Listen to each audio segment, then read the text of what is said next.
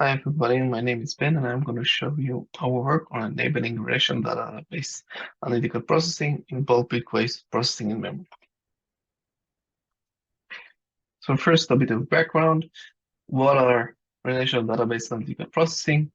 This is a business decision support application where you want to take your whole database and ask some questions that summarize this database into a simple answer.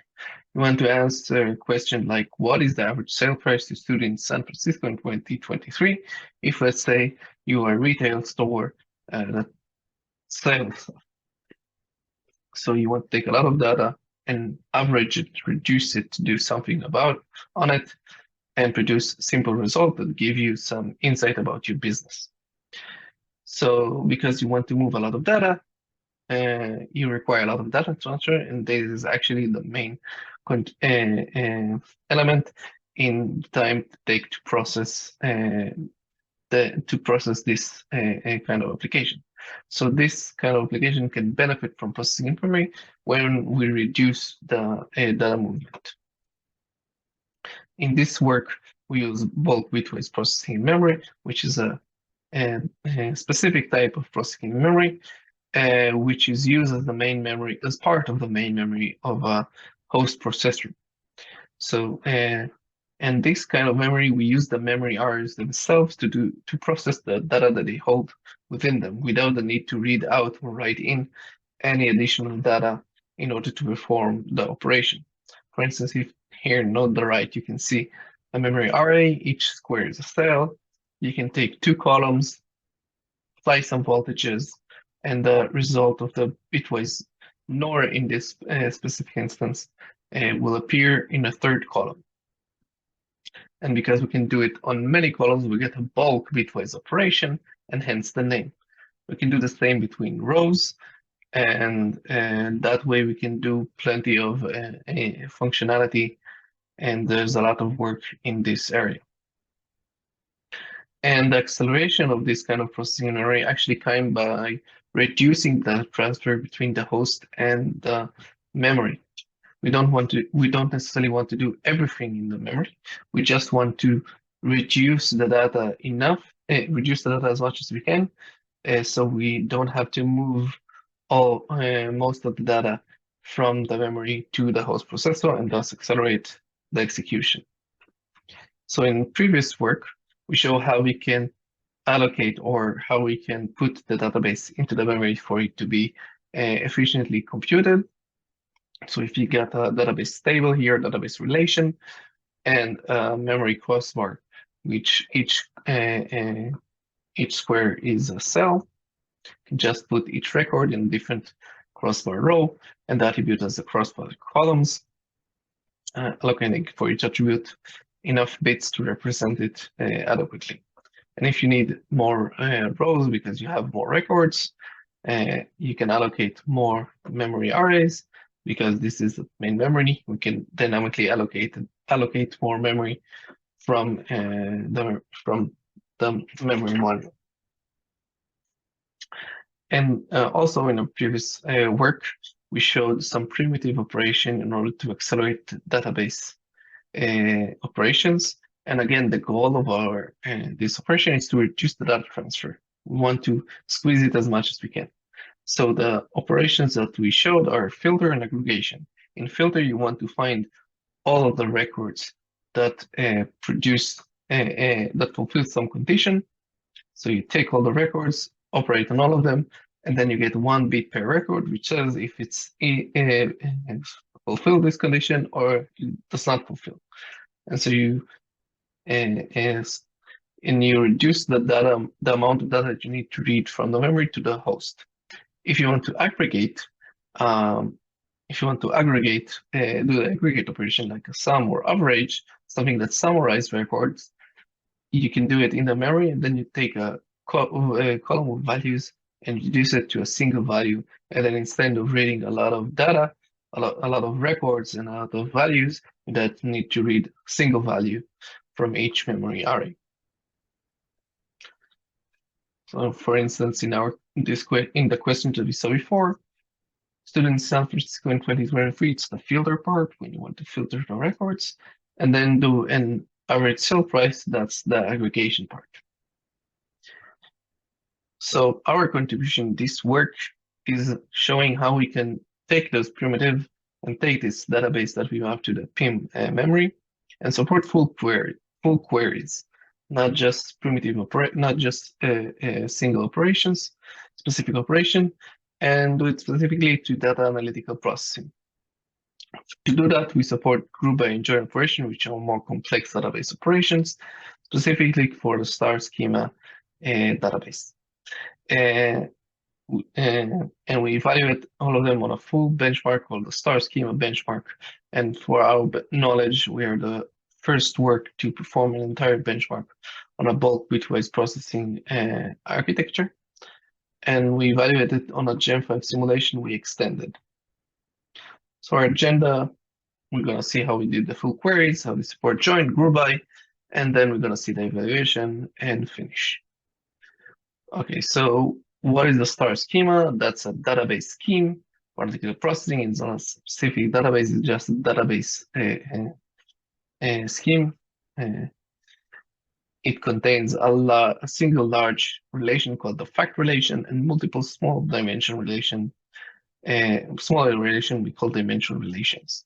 The dimension relations are connected only to the relation table, and so you get the fact relation, and that's where you get like a figure of a star. That's why they call it a star schema. And you can imagine that the fact table in our wholesaler example contain records for each sale, and you have an attribute for each sale pointing to customer in the customer relation, pointing to supplier in the supplier relations, which are both dimensional relations, and you can have other pointers, let's say for product and date and so on. So when we want to support join, we need to first, let me tell you what join is. A join is operation between relations that we want to match record between different relations. You match according to the values within each record, according to some condition. This means that you need to take each record, look at it, see what data it has, and search for that data or the condition it fulfills with data in another relation. And this requires a lot of data movement and not just data movement, data dependent data movement. And this is a bit problematic for bulk-bitwise PIM because we don't want to move data as much. So our solution or our suggestion is to pre-compute a joint relation, connect all the relation beforehand, and save it as a big relation in the PIM memory. This only works for the star schema because star schema uses a specific kind of join called an equi join or specific attributes of the relation. So we know beforehand what type of join we're going to use, and we can do them beforehand. This is not a new technique. You may know it as denormalization of a database or a materialized view. But we suggest to use it for bulk-bitwise processing memory. So this kind of technique does have some disadvantages or challenges.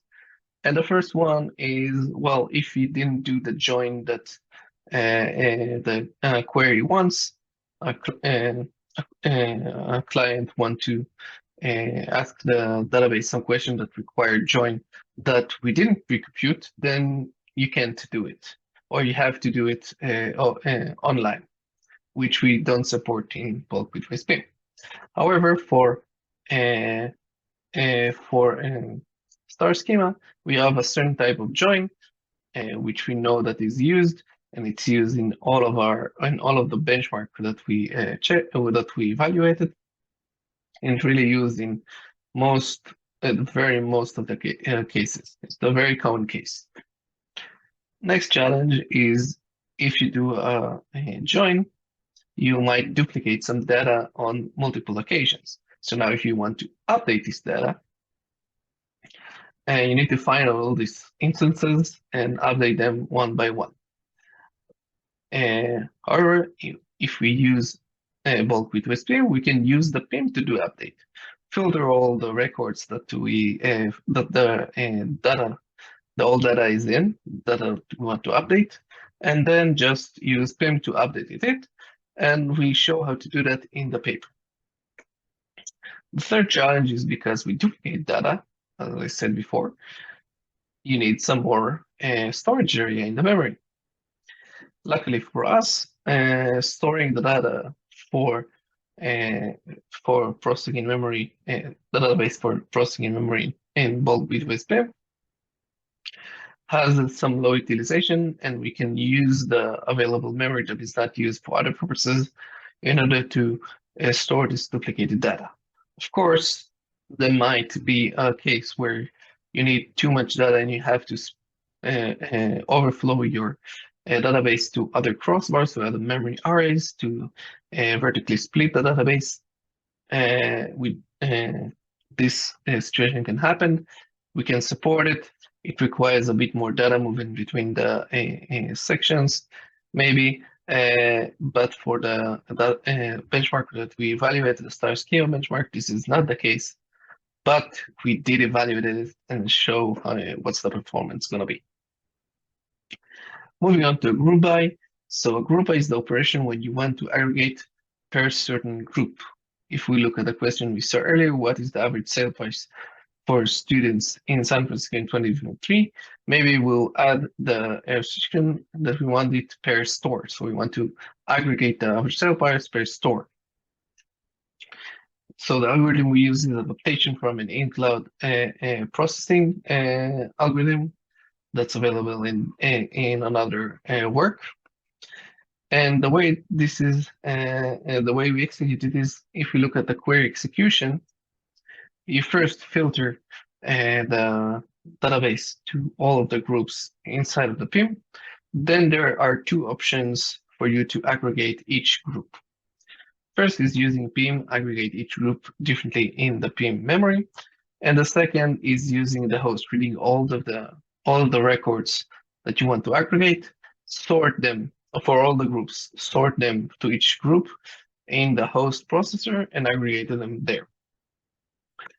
It turns out that these two techniques are dependent in complementary set of variables. So each one is more suitable to a different scenario. And we developed in the paper an empirical model to decide which group to aggregate in each method for each query. So it's done online, and it's part of our evaluation. And more details are in the paper. In addition, we added another improvement where we suggested an aggregation circuit to be added to each crossbar. This is because the aggregation using Bulk-Bitwise PIM, it takes a lot of latency, requires a lot of energy and power, and reduce the lifetime of the system because it wear out the memory itself. So in this design, where we want to do an aggregation, we have a column of values. We read each value one at a time to the aggregation circuit, aggregate them there, and then we finish reading all of them. We can write them back to the crossbar and finish the operation. This is then all crossbars in parallel. So this is the aggregation circuit. Moving on to the evaluation. We evaluate using the star schema benchmark, which you see on the screen. This benchmark defined what database to use, what's the size of the relations, and what are the queries. There are 13 queries in SQL. We run them on P3 PIM version on Gen 5. First version is 1xb, is the same design that I showed you. I'll put it out. 2xb is the same as 1xb, only the database is vertically split across two crossbars, mimicking the situation where the pre-joint table has two large records to fit in a single memory crossbar, so we have to split them. This is the same scenario we talked about. We talked about the join operation. And the third version is PIMDB, which is based on our previous work. and uses the same algorithm here, only the aggregation is purely with Bulk-Bitwise PIM and not using the aggregation circuit. We use an in-house compiler to compile the SQL queries to this architecture.